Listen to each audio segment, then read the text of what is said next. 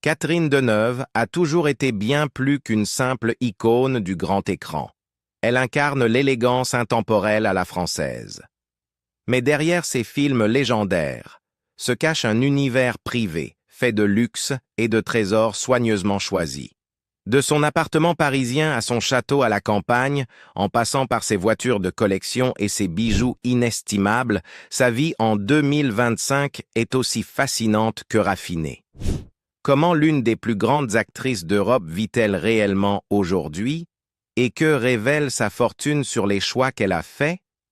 Plongeons au cœur de cet univers. Catherine Deneuve demeure une figure emblématique du cinéma français et européen, son nom étant synonyme d'élégance, d'art et de mystère, rappelant le glamour classique hollywoodien. Née en 1943 à Paris, elle a développé une carrière couvrant plus de 6 décennies, apparaissant dans plus de 100 films et s'imposant comme muse des créateurs, symbole de sophistication française et personnalité cinématographique internationale. En 2025, sa fortune est estimée à 75 millions de dollars, témoignage de son succès durable, de ses choix financiers stratégiques et de ses multiples engagements dans le cinéma, la mode et le secteur du luxe. Cette richesse, accumulée grâce à un mélange complexe de cachets d'actrices, de contrats publicitaires, de mannequinat et d'investissements immobiliers, reflète à la fois son héritage artistique et son talent pour gérer un style de vie digne d'une icône culturelle. La base de l'immense fortune de Catherine Deneuve repose sur sa carrière légendaire, commencée en 1957 avec les collégiennes et rapidement propulsée vers la reconnaissance internationale. Son rôle décisif survient dans Les Parapluies de Cherbourg de Jacques Demy, un film qui révèle non seulement ses talents d'actrice et de chanteuse, mais qui la positionne aussi comme symbole de l'élégance cinématographique française à travers le monde. Son travail ultérieur dans Belle de jour de Louise Buñuel consolide sa réputation d'actrice prête à explorer des personnages complexes et provocateurs, lui valant à la fois l'admiration critique et la reconnaissance internationale. Tout au long de sa carrière, Deneuve a négocié des cachets considérables par projet, reflet de son pouvoir d'attraction et de sa valeur sur le marché. Les contrats standards variaient souvent entre 150 000 et 200 000 euros par film, tandis que les productions phares, coproductions internationales ou films français de prestige, pouvaient dépasser le million d'euros. Sa performance dans Indochine illustre parfaitement cet équilibre entre succès critique et commercial. Le rôle lui valut un César de la meilleure actrice et une nomination aux Oscars, tout en consolidant son statut d'actrice bankable, capable de négocier des rémunérations au plus haut niveau. Au-delà des cachets, Deneuve a également bénéficié de revenus résiduels, de royalties et de participation à des contrats de distribution internationale, augmentant progressivement ses revenus sur plusieurs décennies. On estime que son travail cinématographique à lui seul a contribué à hauteur d'environ 65 millions d'euros à sa fortune, sans inclure ses contrats publicitaires, investissements ou autres activités. En parallèle du cinéma, Deneuve a su capitaliser sur son image et sa notoriété internationale à travers le mannequinat et les partenariats de marque. Elle devient notamment l'égérie de Chanel numéro 5 à la fin des années 1970, stimulant considérablement les ventes aux États-Unis et renforçant son image d'élégance et de désirabilité. Ses collaborations avec Yves Saint Laurent pendant plusieurs décennies l'ont positionnée non seulement comme muse, mais comme incarnation vivante de la haute couture, valorisant sa marque personnelle et générant des contrats lucratifs. Ces partenariats s'étendent également à L'Oréal Paris et Louis Vuitton avec des campagnes allant du début des années 1980 jusqu'aux années 2010, contribuant collectivement à hauteur d'environ 5 millions d'euros à sa fortune. Ces collaborations soulignent comment l'attrait de Deneuve dépassait le cinéma, lui permettant de monétiser son influence esthétique et culturelle de manière unique. L'immobilier constitue un pilier central et très visible de la richesse de Catherine Deneuve, reflétant non seulement son sens financier, mais aussi son goût raffiné et son profond intérêt pour l'élégance architecturale. Depuis 1977, elle possède sa résidence principale à Paris, un duplex situé rue Bonaparte, faisant face à l'historique église Saint-Sulpice. Cette demeure n'est pas simplement un logement, mais un sanctuaire soigneusement aménagé, reflétant ses sensibilités esthétiques personnelles. L'appartement mêle influence art déco et touches modernes, intégrant des antiquités rares, des meubles sur mesure et une large collection d'objets personnels accumulés au fil de ses voyages et de sa carrière cinématographique. Au-delà de la richesse décorative, ces choix traduisent également une approche stratégique de l'investissement, car le mobilier de qualité et l'immobilier parisien historique prennent constamment de la valeur, surtout dans des arrondissements prestigieux comme Saint-Germain-des-Prés. Ce duplex offre à la fois intimité et accessibilité, permettant à Deneuve de préserver sa vie privée tout en restant à proximité des principales institutions culturelles, théâtres, galeries d'art, et maisons de mode de Paris. Ces biens immobiliers s'étendent bien au-delà de la capitale, avec notamment le château de Primard en Normandie, un domaine du XVIIIe siècle devenu l'un de ses refuges les plus précieux. S'étendant sur 1200 mètres carrés, le château est niché au cœur de jardins méticuleusement conçus par le paysagiste belge de renom Jacques Wirtz, à qui l'on doit également des projets prestigieux tels que le Carrousel du Louvre et les jardins du Palais de l'Élysée. Le domaine comprenait plusieurs dépendances, une piscine, un sauna et de vastes terrains permettant à Deneuve de créer un paradis personnel à l'abri du regard du public. Elle a investi un temps et des ressources considérables dans l'aménagement des jardins, incluant des centaines de variétés de roses et des taupières finement sculptées. Deneuve a résidé au château de Primard pendant plus de 3 décennies, utilisant cette propriété comme refuge de week-end et de vacances, tout en conservant sa résidence parisienne pour ses obligations professionnelles.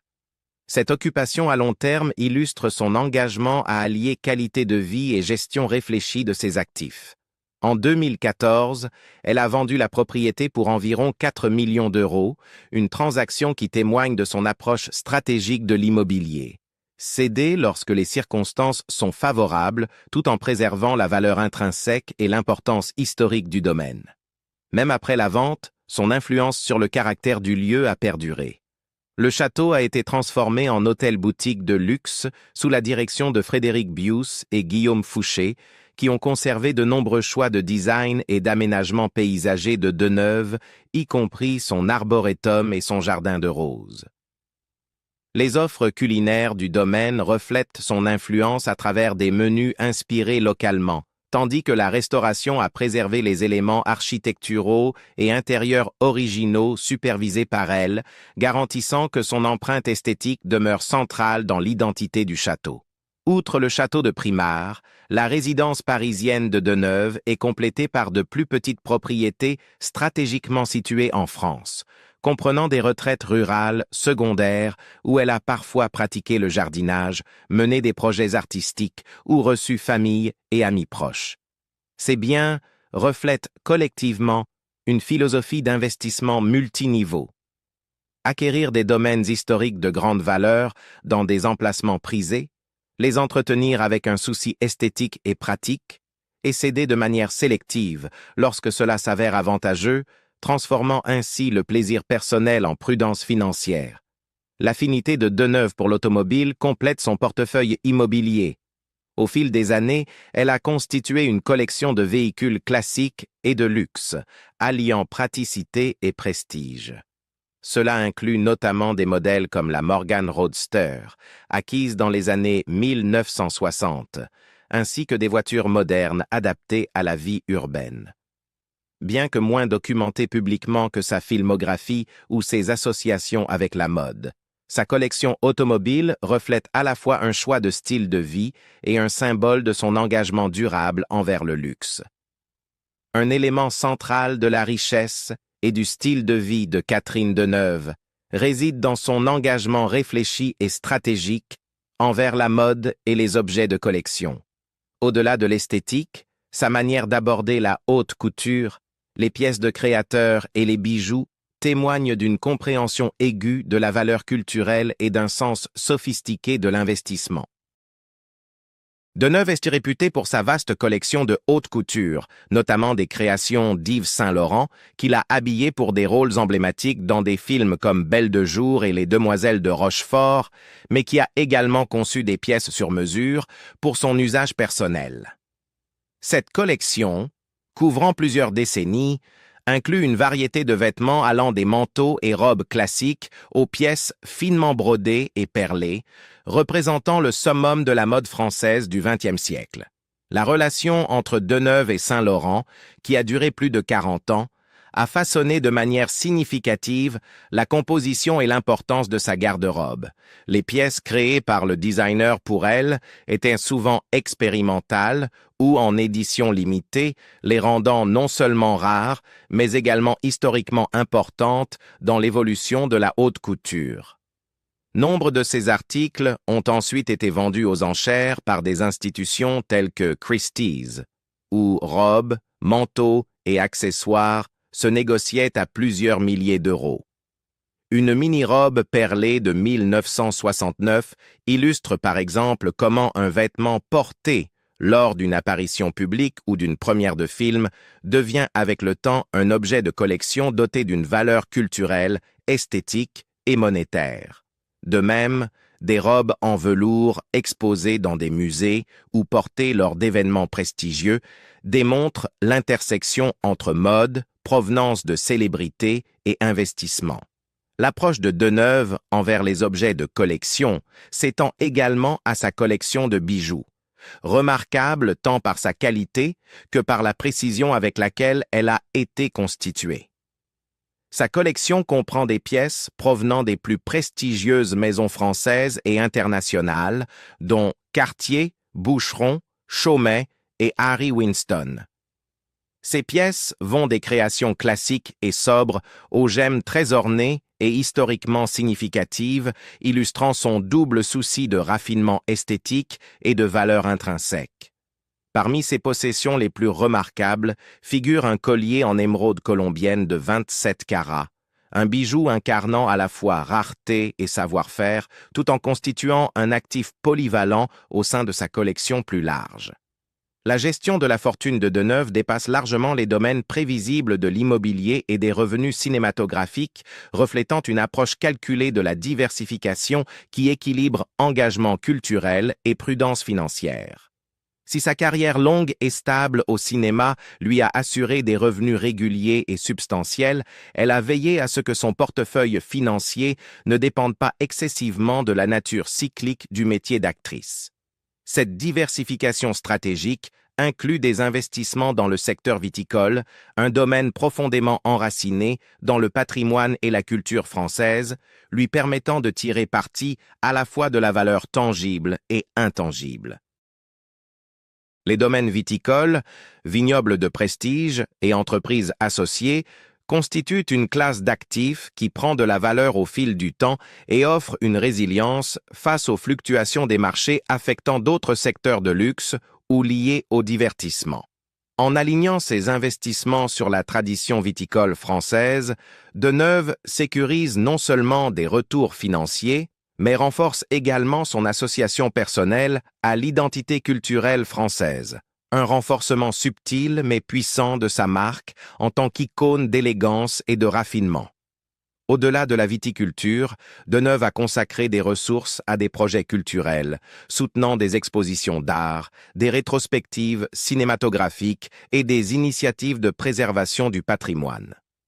Ces investissements, moins conventionnels en termes de liquidité, servent un double objectif: entretenir et accroître son influence culturelle tout en générant une valeur à long terme grâce à son association avec des institutions et événements de prestige. Par exemple, ses contributions aux acquisitions muséales, aux festivals de cinéma et aux fondations artistiques la positionnent au sein de réseaux élitistes, élargissant à la fois son capital social et la portée de sa marque personnelle. Le style de vie de Deneuve n'est cependant pas purement ostentatoire. Les interviews et reportages indiquent qu'elle maintient une existence active et ancrée. Elle pratique le jardinage de manière extensive, que ce soit dans son domaine normand ou à sa résidence parisienne, et intègre l'activité physique dans ses routines. Elle participe activement à la vie culturelle, assistant à des festivals de cinéma, expositions d'art et événements théâtraux, renforçant à la fois son image publique et son enrichissement personnel. Son engagement philanthropique, notamment dans la collecte de fonds liés aux arts et les événements caritatifs, se combine avec son empreinte financière, reflétant un mélange d'influence, de goût et de responsabilité sociale qui caractérise l'usage global de sa richesse. La vie personnelle de Catherine Deneuve a toujours suscité un intérêt public intense, en partie à cause de son statut iconique et en partie grâce à la discrétion avec laquelle elle a géré ses relations et sa famille. Contrairement à de nombreux contemporains, elle a choisi une exposition sélective, révélant peu de détails à la presse sur sa vie privée, tout en laissant son travail, son style et ses apparitions sociales définir son image publique. Sa vie amoureuse a été à la fois médiatisée et non conventionnelle, reflétant sa personnalité indépendante. Sa première relation significative fut avec le réalisateur français Roger Vadim, qu'il a découverte alors qu'elle était très jeune. Leur liaison donna naissance à son premier enfant, Christian Vadim, et fut marquée par la passion et la collaboration créative. Le couple se sépara après quelques années, une rupture influencée par des différences de valeurs personnelles et de mode de vie. Par la suite, elle épousa le photographe britannique David Bailey en 1965. Leur mariage, bien que bref, divorcé en 1972, reste la seule union officielle de Deneuve. Après Bailey, Deneuve fréquenta plusieurs hommes célèbres, notamment l'acteur italien Marcello Mastroianni. Leur relation de 4 ans donna naissance à sa seconde fille, Chiara Mastroianni, qui suit désormais les traces de sa mère dans le cinéma. Cette relation illustre la capacité de Deneuve à maintenir un lien personnel et la cohésion familiale malgré des circonstances non conventionnelles, naviguant avec habileté dans la complexité de la coparentalité avec un partenaire déjà marié. Ces dernières années, Deneuve a mené une vie personnelle relativement discrète, incluant une longue compagnie avec Pierre Lescure, dirigeant médiatique et ancien journaliste. Bien que leur relation amoureuse ait pris fin, ils ont conservé une amitié soutenante, témoignant de sa préférence pour des liens durables plutôt que des liaisons éphémères médiatisées. Catherine Deneuve ne s'est pas non plus dérobée aux controverses publiques, en particulier lorsqu'elle croise des débats sociaux et politiques. L'un des exemples les plus notables survint en 2018, lorsqu'elle fut parmi les signataires d'un éditorial provocateur publié dans Le Monde, critiquant certains aspects du mouvement Data Me Too et défendant ce que l'article qualifiait de liberté de harceler dans le cadre de la liberté sexuelle.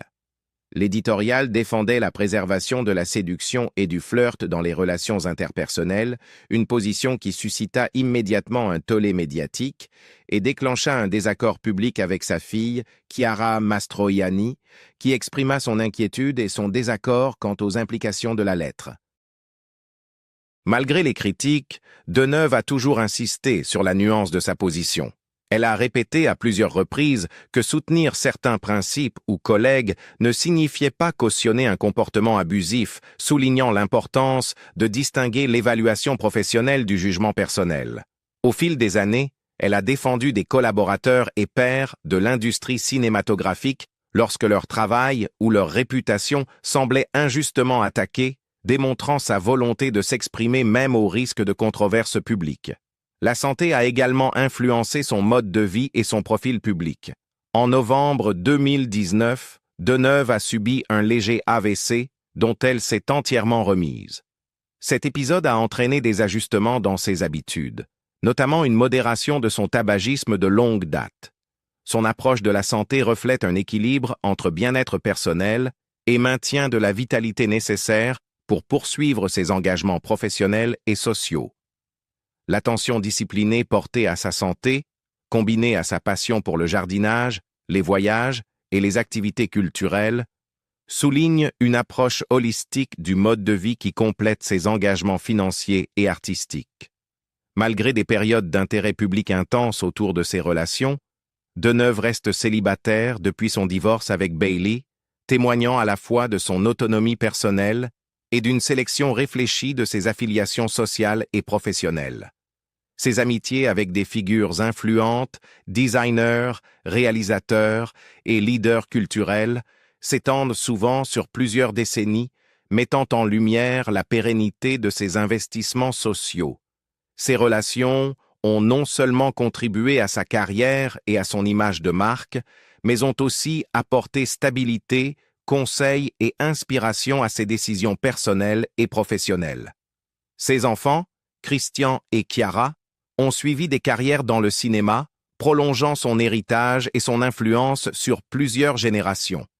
Elles restent activement impliquées dans leur développement professionnel et personnel, démontrant un engagement familial qui équilibre intimité et participation. Ses petits-enfants, comme le rapportent les médias, font également partie de son univers personnel, reflétant une approche multigénérationnelle de la famille, de la culture et du style de vie, renforçant à la fois son épanouissement personnel et son capital social. Grâce à cette combinaison de relations choisies, d'investissement familial, d'engagement culturel et de navigation prudente dans les controverses, Deneuve a construit une vie personnelle en harmonie avec sa richesse, son mode de vie et son identité professionnelle. Et voilà un aperçu de la vie luxueuse de Catherine Deneuve en 2025, ses somptueuses résidences, ses voitures d'exception et sa fortune soigneusement constituée témoignent d'une existence vécue avec intention et style. Pourriez-vous imaginer passer ne serait-ce qu'une journée dans son univers d'art, de mode et d'intimité? Si ce regard en coulisses vous a plu, n'oubliez pas de liker, partager et vous abonner pour découvrir d'autres histoires sur des icônes légendaires.